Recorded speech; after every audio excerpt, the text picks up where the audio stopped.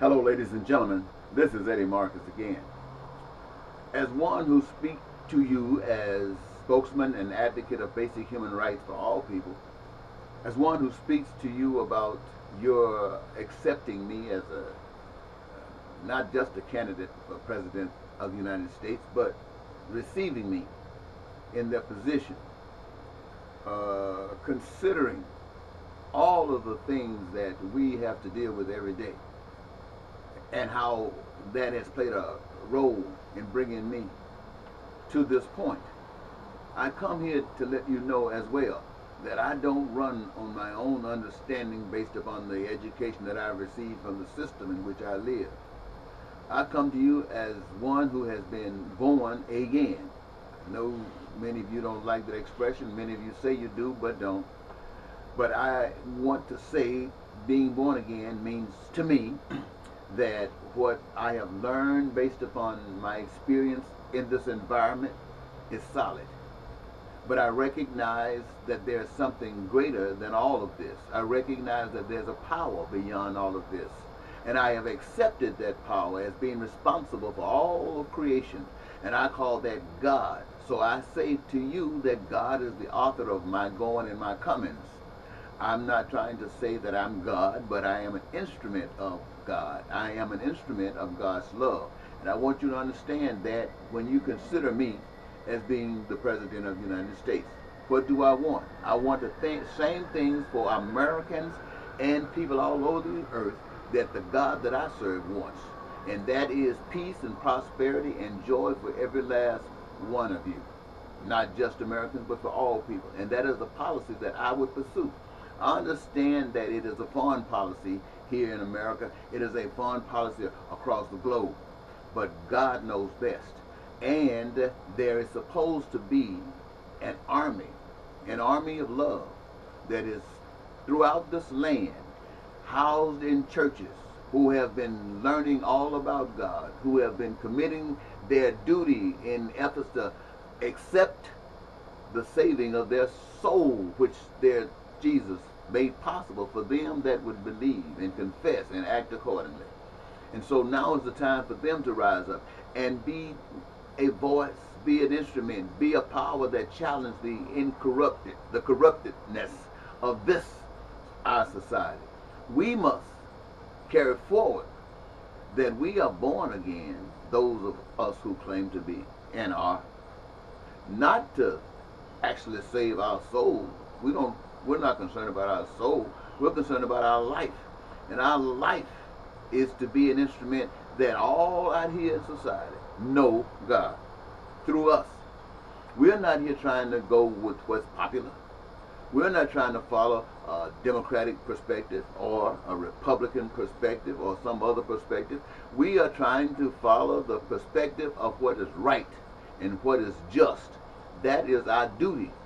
And we are to be able to, if we are in numbers as we say, to lead this nation down a path of beauty, a path of prosperity, a path of joy for everyone, not just in this country, but such a bright light that the world sees us. Sees us why? Because we represent God and not a Republican and not a Democrat, and not white, not black, not conservative, not liberal, but we represent God.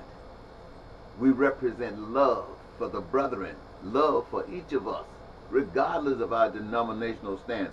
And I'm sure once we get a chance to breathe this freedom that I'm telling you about, then all of these lines that divide us will just fall to the ground, because we will come together in one. Why? Because we know the power of our unity.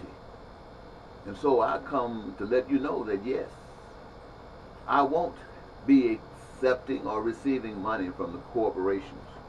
I will not be receiving money from special interests, because their interest is not your interest. Their interest is their bottom line interest. And there's people who are invested in their efforts. They're not concerned about the totality of this nation, but God is. And here I stand. Where do you stand? Do you stand with us, or do you stand with the corporations? Do you stand for humankind, or do you stand for special kind. Hey, we will know. I am Eddie Marcus. Eddie Marcus. And let me tell you something, for those of you who know nothing about me. I have challenged the American system ever since I've been a man. Started with the freedom fights and the freedom struggles down in the South in Mississippi. That's where it started, being a teenager. And ever since, I've dedicated my life to not stray too far away from this interest. And being a young man, as I left college, I spent a little bit of time having fun, doing what people do when they act like they have lost their minds. Did like what the prodigal son did when he said, Father, give me mine. I'm going out into the world. Well, I went out there. I went out there, ladies and gentlemen, and I tasted it. I lied if I had to. I cheated if I had to. And I would take a little bit here and there. I wouldn't call myself a thief, but I would do that. But I learned from the world. And I learned not just from the world out there, but the world in which I came from. It has culminated in the new experience, ladies and gentlemen, the new birth. And I've stood up, and I'm not bragging on myself. I stood up against the system in the Navy. Ronald Reagan president. Part of the world was crazy about him. Other part of it was scared of him because he was crazy to them.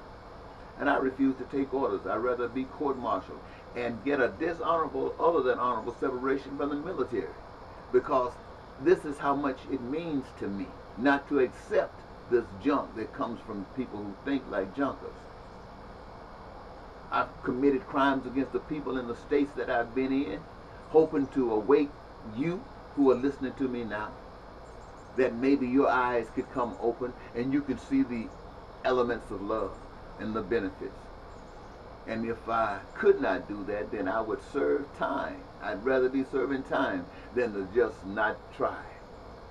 And I have served those times. So I'm not playing games with you now, ladies and gentlemen. When I come to you because I have committed my life that there's nothing more beautiful than to see all of humankind, blacks, whites, and all in between, curly hair, straight hair, blonde hair, all what color hair, in every land, with people smiling and smiling healthily because they've gone to the dentist and they've had that work done. When to see people who are aged but don't look it because they're so joyful inside.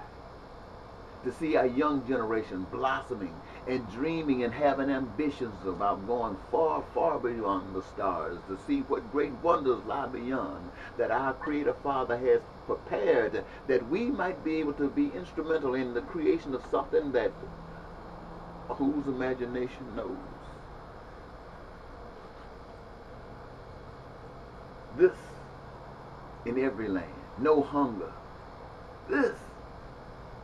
It's too wonderful, ladies and gentlemen, not to stand up for it. Not to give it life. And though I must die, like those who've gone before me and you.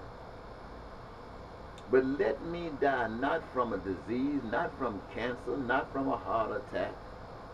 Let me die trying to educate society about the wonders of God. Educate society about getting rid of racism and bigotry and how to make people smile because their dreams come true. And there is some force that would profit from the absence of that, and they can't stand the fact that God wants this for you. And so they try to kill me. And if God thinks that you are not deserving of what He is offering to you, then He'll let me die. Otherwise, their efforts will be in vain. But the power, ladies and gentlemen, of all of this has been already given, and it lies right now in your hands. How smart are you? We will see. Bye-bye.